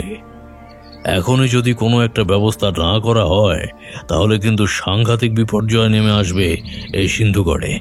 শুধুমাত্র সিন্ধুগড় নয়, তোমরা যেখানেই যাবে তোমাদের সাথে তন্দ্রাও সেখানে গিয়ে উপস্থিত হবে, আর সেই সকল স্থানে আরম্ভ হবে সাক্ষাৎ মৃত্যুঝড়। গতকাল রাতে একাধিক মানুষের প্রাণ নিয়েছে সে। তোমরাও এতক্ষণ জীবিত থাকতে না, কেবলমাত্র আমার দেওয়া রক্ষা কবচগুলি দেহের মধ্যে রয়েছে বলেই সেই অশুভ শক্তি তোমাদের স্পর্শ করতে পারেনি। সেই জন্যই বলছি, দয়া করে সকলের মঙ্গলের জন্য ভেবে যা কিছু ঘটেছে তা আগাগোড়া খোলসভাবে আমায় বলো। ঠাকুরমশাইয়ের কথা শুনে আর নিজেকে কিছুতেই ধরে রাখতে পারল না মলয়। ডুকরে কেঁদে ফেলল সে। ময়ূরী দেবী নিজের ছেলেকে শান্ত করার চেষ্টা করলেন। মলয় চোখের জল মুছতে মুছতে আরম্ভ করল আসলে ঠিক কি ঘটনা ঘটেছিল। সিন্ধুগড়ে আসার প্রথম দিনে আসন্ন সন্ধ্যার সময় তারা যখন সমুদ্রের ধারে বেড়াতে গিয়েছিল, তখন প্রাকৃতিক দুর্যোগে সমুদ্রের পাহাড় প্রমাণ ঢেউয়ের তলায় পড়ে তলিয়ে যায় তন্দ্রা। তারপর অনেক খোঁজাখুঁজির পরেও যখন তাকে খুঁজে পাওয়া যায় না, তখন মলয় গভীর হতাশার সাথে বসেছিল দিশেহারা অবস্থায়। এমন সময় এক অপরিচিতা বৃদ্ধা মহিলার সাথে তার দেখা হয়। সেই মহিলাকে দেখতে ভীষণ অদ্ভুত, তার কথার ধরন বড় ভয়ানক। তার স্বাভাবিক পোশাক পরিচ্ছদ সাধারণ মানুষের মতো নয়। সেই বৃদ্ধা মহিলা মলয়কে প্রস্তাব দেয় এক উপাচার ক্রিয়ার মাধ্যমে নিজের স্ত্রী তন্দ্রাকে ফিরে পাওয়ার জন্য। সে ওই সময় এতটাই জ্ঞানশূন্য অবস্থায় ছিল যে মূর্খের মতো বুড়ির ওই প্রস্তাবে রাজি হয়ে উপাচার ক্রিয়ায় অংশ নেয়। উপাচার ক্রিয়া সমাপ্ত হলে সেই বুড়ি চলে যায় এবং তাকে বলে রাত শেষ হবার আগেই তন্দ্রা নাকি ফিরে আসবে। অধীর আগ্রহের সাথে সেখানে বসেই অপেক্ষা করে মলয় সত্যি সত্যি শেষ রাতের অন্ধকারে দেখে সমুদ্রের নোনা জল থেকে অত্যন্ত স্বাভাবিকভাবে উঠে এলো একটা মনুষ্য অবয়ব। সমুদ্রের ঢেউ ঠেলে তন্দ্রা এমনভাবে উঠে এলো যেন যুগের পর যুগ, কালের পর কাল অথবা শতাব্দীর পর শতাব্দী ধরে সে ওই সমুদ্রের অতল জলরাশির মধ্যে ঘুমন্ত অবস্থায় ছিল। সমুদ্রের তলদেশই যেন তার মূল বাসভূমি। হঠাৎ করে আজ তাকে আহ্বান জানিয়ে তুলে আনা হয়েছে পৃথিবীর বুকে। প্রথম প্রথম মলয় স্ত্রীকে এমনভাবে ফিরে পেয়ে অত্যন্ত খুশি হলেও পরবর্তীকালে সে যত তার সঙ্গে সময় কাটিয়েছে ততই বুঝতে পেরেছে আসলে তন্দ্রার মতো হুবহু দেখতে হলেও এটা আদেও তন্দ্রা নয়। হ্যাঁ, তার ব্যবহার, তার আদব কায়দা, তার কথা বলার ধরন, তার প্রেম, তার ভালোবাসা সবকিছু অপরিচিত, অজানা লেগেছে মলয়ের। এরপর গতকাল রাতে তন্দ্রার যে ভয়ানক রূপ তারা মা ও ছেলে দেখেছে, তারপর আর কোনো সংশয়ই নেই যে সত্যি এটা তন্দ্রা নয়। এই কোনো সাংঘাতিক অতিলৌকিক সত্তা যাকে এই বুড়ি জাগিয়ে তুলে এনেছে পৃথিবীর বুকে। মলয়ের মুখ থেকে সমস্ত ঘটনার বিবরণ শুনে ময়ূরী দেবী এক প্রকার হাহুতাশ করে বললেন, হায় ভগবান, আমি পই পই করে বারণ করেছিলাম। আমার মনটা ভীষণ রকমের কু ডাকছিল, কিন্তু কিন্তু তুই আমার কোনো কথা শুনলি না। বৌমা তোকে বারণ করেছিল, তুই তারও মতের বিরুদ্ধে গিয়ে এই সিন্ধুঘরে এলি। দেখলি তো কি সর্বনাশটাই না ঘটলো। আচ্ছা খোকা, তোর একবারের জন্যও স্বাভাবিক বোধ বুদ্ধিতে এটা মনে হলো না যে সমুদ্রের ওই ভীষণ ঢেউয়ের মুখোমুখি হয়ে যে মানুষ একবার তলিয়ে যায় সে আর কিছুতেই জীবিত অবস্থায় ফিরে আসতে পারে না? তার বেঁচে থাকার সম্ভাবনা নেই বললেই চলে। ওই শয়তান বুড়ি তোকে কোনো একটা উদ্দেশ্যে একটা উপাচার ক্রিয়া করতে বলল, আর তুইও তাতে রাজি হয়ে গেলি, সেই উপাচার ক্রিয়া অংশ নিলি। মূর্খ, মহা মূর্খের মতো কাজ করেছিস তুই।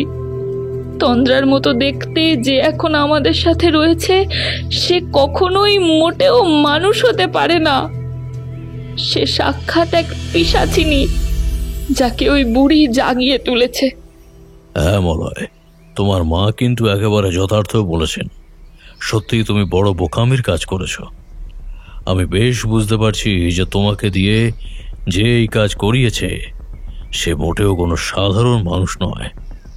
ওই বৃদ্ধা রমণী এক তন্ত্র সাধিকা। হ্যাঁ, তন্ত্রের গূঢ়বিদ্যা জানা না থাকলে এইভাবে সমুদ্রের তলা থেকে পাতালের অতিলৌকিক শক্তিকে জাগিয়ে তোলা কখনোই কারোর পক্ষে সম্ভব নয়। সে কেবলমাত্র তোমাকে তার এই কাজে মিথ্যা আশ্বাস দিয়ে ব্যবহার করেছে। হ্যাঁ চক্রবর্তী মশাই, আমিও তা বুঝেছি। ওই শয়তান বুড়ি আমার সাথে ছলনা করেছে। হ্যাঁ, আপনাদের না একটি কথা বলা হয়নি। সে আমাকে দিয়ে ওই উপাচার ক্রিয়া সম্পন্ন করার পর সে বলেছিল যে সে নাকি শয়তানের সাধিকা। শয়তানের উপাসনা করাই তার নিত্যদিনের কাজ। আপনি বিশ্বাস করুন চক্রবর্তী মশাই, সে শয়তানের সাধিকা একথা জানলে আমি কিছুতেই তার সাহায্য নিতাম না। তার কথায় রাজি হয়ে ওই উপাচারে আমি বসতাম না। কিন্তু সে আমাকে সবটা বলেছিল সেই উপাচার ক্রিয়া সম্পন্ন হওয়ার পর। তখন যে আমার আর কিছুই করার ছিল না। চক্রবর্তী মশাই, আমি একটা কথা কিছুতেই বুঝতে পারছি না যে ওই বুড়ির পাতাল থেকে অপশক্তিকে তুলে আনার পেছনে কি কারণ থাকতে পারে। তোমাকে ব্যবহার করে পাতাল থেকে অশুভ শক্তিকে তুলে আনার পেছনে অনেক কারণ থাকতে পারে। যেমন প্রথম কারণ হলো ওই বৃদ্ধা রমণী কোনো এক খারাপ সাধনায় সিদ্ধিলাভ করতে পারে। দ্বিতীয়ত, সে হয়তো এখানকার মানুষদের চরম ক্ষতি চায়, তাই জন্যই এই অশুভ শক্তিকে তুলে এনেছে, যাতে তার কবলে পড়ে একাধিক নিরীহ নিরপরাধ মানুষের মৃত্যু ঘটে, ইত্যাদি ইত্যাদি। দেখো মলয়, ওই বৃদ্ধা রমণী যে কারণেই তোমাকে দিয়ে পিশাচিনীকে তুলে আনুক না কেন, আমাদের মূল লক্ষ্য হলো পুনরায় তাকে ফেরত পাঠানো। হ্যাঁ, যেখানে তার নিজস্ব বাসস্থান সেখানেই তাকে পাঠাতে হবে। তবে এই কাজের জন্য আমার তোমার সাহায্য প্রয়োজন। যেহেতু তুমি তাকে তুলে আনার কাজে সাহায্য করেছো, তাই তাকে ফেরত পাঠানোর কাজেও তোমায় অংশগ্রহণ করতে হবে। করব। আমি আপনাকে কথা দিচ্ছি চক্রবর্তী মশাই, আমি আমার সাধ্যমতো চেষ্টা করব, কিন্তু তাকে ফেরত পাঠাতে পারে এমন মানুষকে আমরা কোথায় পাব? মলয়ের প্রশ্নে ঠাকুরমশাইয়ের মুখে সূক্ষ্ম হাসির বলিরেখা ফুটে উঠল। তিনি এতক্ষণে নিজের আসল পরিচয় দিয়ে বললেন, আমার নাম তারানাথ তান্ত্রিক। তবে এছাড়াও আমার আরও একটি পরিচয় রয়েছে। সাধারণ মানুষ আমায় তারানাথ তান্ত্রিক বলে ডাকে। অতীতে আমি বিভিন্ন সময় বিভিন্ন জায়গায় সাধনা করেছি, আমার জানা রয়েছে এই সকল দিক। তাই আমি তাকে ফেরত পাঠানোর তন্ত্রক্রিয়ায় বসব। শুধুমাত্র তোমায় অংশগ্রহণ করতে হবে। এ তো অতি উত্তম প্রস্তাব। ঠিক আছে চক্রবর্তী মশাই, আপনি সমস্ত কিছুর আয়োজন করুন। যে মহাভুল, যে অন্যায় আমি করেছি, আমি নিজের অজান্তেই যে ভুল করেছি তার প্রায়শ্চিত্ত আমি করব। এই সময়ের মধ্যেই আমি বুঝতে পেরেছি যে তন্দ্রা আর বেঁচে নেই, সে মারা গিয়েছে। সমুদ্র তার অত্যন্ত পছন্দের ছিল, সেই সমুদ্রই তার প্রাণ কেড়ে নিয়েছে। তার আত্মার শান্তির কামনায় যা যা করণীয় তা আমি করব, কিন্তু সবার প্রথমে ওই অশুভ শক্তিকে ধ্বংস করতে হবে, তাকে পাতালে ফেরত পাঠাতে হবে। বেশ, আজ রাতে তবে সমুদ্রের তীরে তুমি চলে এসো, স্নান সেরে শুদ্ধ বস্ত্র পরে শুদ্ধ চিত্তে তোমার যজ্ঞে বসতে হবে। আমি সেখানে সমস্ত কিছুর আয়োজন করে রাখব। ময়ূরী দেবী, আপনিও আসবেন, বিষয়টা আপনারও দেখার দরকার। কিশোরী বলে উঠল, ঠাকুরমশাই, আমরাও সেখানে থাকবো তো? হ্যাঁ, তোমরা তো থাকবেই। তোমরা কি আর এই সুযোগ হাতছাড়া করতে চাও? থাকতে পারো, তবে অনেকটা তফাতে। আমি যেখানে দাঁড়িয়ে থাকতে বলবো ঠিক সেইখানে দাঁড়িয়ে থাকবে। ভুলেও কোনো অবস্থাতেই আমাদের কাছে আসার চেষ্টা করবে না। ঠিক আছে ঠাকুরমশাই, আপনার আদেশ আমাদের শিরোধার্য। আপনি যা বলবেন তাই হবে।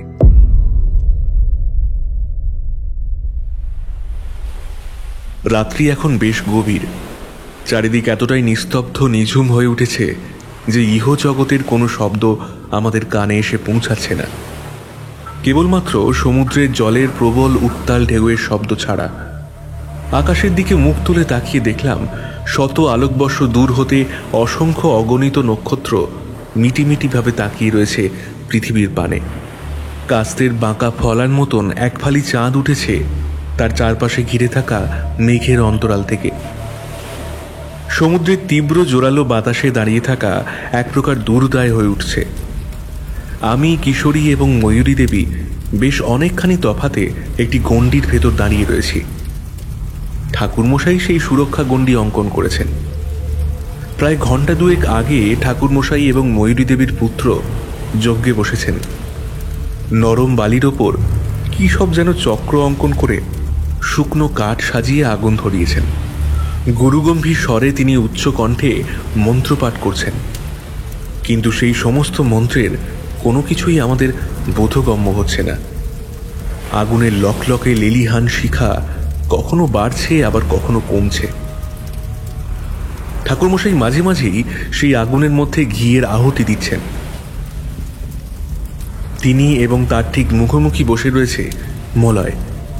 ঠাকুরমশাই তাকে যা সমস্ত কিছু করতে বলেছেন সে চুপচাপ বিনা প্রশ্নে সেই সকল কাজ করছে। ঘণ্টা তিনেক সময় কাটার পর যজ্ঞ যখন একেবারে শেষ পর্যায়ে এসে পড়েছে, তখন শোঁ শোঁ শব্দে প্রবাহমান বাতাসের বেগ ক্রমে আরও জোরালো হলো। ঠাকুরমশাই যজ্ঞের শেষ আহুতি অর্পণ করে 2 হাত জোর করে নতমস্তকে মাতা উগ্রতারা, পরমেশ্বর কালভৈরব এবং মধুসুন্দরী দেবীর উদ্দেশ্যে প্রণাম জানিয়ে উচ্চ কণ্ঠে বললেন, হে ঈশ্বর, আমি তারানাথ তান্ত্রিক আপনাদের কাছে প্রার্থনা করছি যে অশুভ অপশক্তিকে পাতালের অন্ধকারময় জগৎ থেকে এই সুন্দর সবুজ পৃথিবীর বুকে তুলে আনা হয়েছে, আপনি তাকে পুনরায় পাতালে ফেরত পাঠানোর ব্যবস্থা করুন এবং তার সাথে যে ওই অপশক্তিকে জাগিয়ে তুলেছে তাকেও তার উপযুক্ত শাস্তি দিন। ঠাকুরমশাইয়ের মুখের কথা শেষ হতে না হতেই কাছে পিঠে কোথাও প্রবল শব্দে বজ্রপাত ঘটল। আমাদের কানে যেন একেবারে তালা ধরিয়ে দেওয়ার উপক্রম। একেই বোধহয় বলে ওই বিনা মেঘে বাজ পড়ার মতন বিষয়। এরপরই ঝাউবনের ভেতর থেকে ভেসে এলো একটা তীব্র গর্জন। ঝাউ গাছের ডালপালা ভেঙে প্রবল গতিবেগে পাগলের মতন ছুটে আসছে কিছু একটা জীব। খানিক অপেক্ষার পর যে দৃশ্য দেখলাম তা দেখার জন্য একেবারেই প্রস্তুত ছিলাম না। দেখলাম তন্দ্রার মতন দেখতে একটি মানুষ বেরিয়ে এলো ঝাউবনের বাইরে। তবে ধীরে ধীরে তার রূপ চোখের সামনে পরিবর্তিত হলো। এক বীভৎস ভীতিপ্রদ আকৃতি ধারণ করল সে। প্রায় 2 জন পুরুষের সমান উচ্চতা বিশিষ্ট দেহ। তার মাথার চুল থেকে টপ টপ করে অনবরত ঝরে পড়ছে নোনা জল। তার 2 চোখে কোনো মনি নেই, যেন সেখানে ধকধক করে জ্বলছে নরকের আগুন। নাক মুখ মিলিয়ে একটা সুচালো অংশের সৃষ্টি হয়েছে, যেখান থেকে একাধিক দাঁত বেরিয়ে এসেছে, খানিকটা কুমিরের মতন। তার গোটা শরীর আঁশযুক্ত বড় বড় আঁশের আবরণে ঢাকা। সেই অশুভ অপশক্তির গায়ে আগুন ধরে গিয়েছে, দাউ দাউ করে জ্বলতে আরম্ভ করেছে সে। আর সেই কারণেই জ্ঞান শূন্যের মতো দৌড়ে যাচ্ছে সমুদ্রের দিকে। তবে ওটা কি? রাতের অন্ধকারে এবার আমাদের নজরে পড়ল ওর হাতে ধরা রয়েছে একটা মানুষের দেহ, খুব সম্ভবত কোনো একজন বৃদ্ধা মহিলার। মাথা ভর্তি সাদা চুল, পরনে ধূসর কালো কাপড়। এই সেই শয়তান বুড়ি যে মলয়কে ভুল বুঝিয়ে ছলনার আশ্রয় নিয়ে পিশাচিনীকে তুলে এনেছে সমুদ্রতলার পাতালপুরি থেকে নিজের সিদ্ধি লাভের জন্য। সেই বুড়ি আপ্রাণ চেষ্টা করছে অশুভ শক্তির হাত থেকে নিজেকে ছাড়ানোর, কিন্তু কিছুতেই পারছে না। বুড়ি এবার চিৎকার করে সাপের মতো হিসহিসে স্বরে বলে উঠল, ছাড়বো না, কাউকে ছাড়বো না, আমি আবার ফিরে আসবো, আমি আবার ফিরে আসবো। কিছুতেই আমার শক্তি আমাকে মারতে পারবে না। আমি একে জাগিয়ে তুলেছি, এর অত ক্ষমতা নেই যে আমাকে শেষ করে দেবে। ছেলে, তোকে আমি কিছুতেই ছাড়বো না। ওই তন্ত্র সাধককেও আমি শেষ করে দেব। ওর সাহায্য নিয়ে আমার পরিকল্পনা বানচাল করলে তুই, এর ফল তোদের ভুগতেই হবে। সকলকে ভুগতেই হবে। বুড়ির কথা মিলিয়ে এলো। প্রবল শব্দে চিৎকার করে সেই অশুভ শক্তি ঝাঁপ দিল সমুদ্রের জলে। প্রকৃতির মধ্যে যে তীব্র ঝোড়ো বাতাসের আগমন ঘটেছিল তাও এবার শান্ত হতে আরম্ভ করল। ঠাকুরমশাই যজ্ঞ সেরে উঠে মলয়ের দিকে তাকিয়ে বললেন, মলয়, ওই অপশক্তি যেখানকার বাসিন্দা সেখানেই ফিরে গিয়েছে, আর ভয়ের কোনো কারণ নেই। তোমার স্ত্রী সত্যি আর জীবিত নেই, তার আত্মার শান্তি কামনা করি। তুমি ঘরে গিয়ে তন্ত্রার পারলৌকিক কাজকর্মের ব্যবস্থা করো, আর কখনো কোনোদিন কারো কথার জালে জড়িয়ে পড়ে সিদ্ধান্ত নিও না। আগে হ্যাঁ চক্রবর্তী মশাই, আপনি আমায় যা কিছু বললেন তা আমি আজীবন স্মরণে রাখব। আপনাকে কি যে বলে ধন্যবাদ জানাবো বাবা ঠাকুর। আজ কেবলমাত্র আপনার জন্যই অনেক মানুষের প্রাণ বেঁচে গেল, না হলে তার কবলে পড়ে সব কিছু একবারে তছনছ হয়ে যেত। আমাকে ধন্যবাদ জানানোর প্রয়োজন নেই। ধন্যবাদ যদি জানাতেই হয় তাহলে আপনি বরং ঈশ্বরকে জানান। তিনি মঙ্গলময়, তিনিই সকল বিপদ থেকে আপনাদের রক্ষা করেছেন। চলুন এবার তবে আমরা ফিরে যাই যে যার বাসস্থানের উদ্দেশ্যে। এই সিন্ধুগড়ে আর ভালো লাগছে না। আপনি ঠিকই বলেছেন বাবা ঠাকুর। এ সিন্ধু করে এসেই তো এমন তরতাজা মেয়েটাকে আমার ছেলে হারিয়ে ফেললো। কিভাবে যে তন্দারা পরিবারের মানুষদের মুখ দেখাবো তাই বুঝতে পারছি না।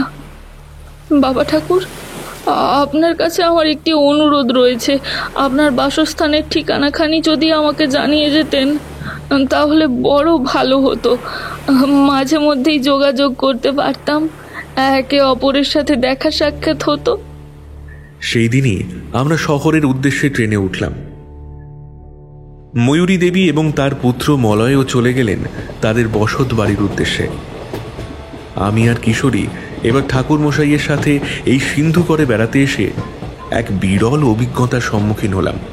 ঠাকুর মশাইয়ের মুখ থেকে বিভিন্ন অতীতে ঘটে যাওয়া ঘটনার কথা বহুবার শুনলেও এই প্রথম বাস্তবের মাটিতে ঘটা কোনো ভয়ানক ঘটনার প্রত্যক্ষদর্শী হলাম।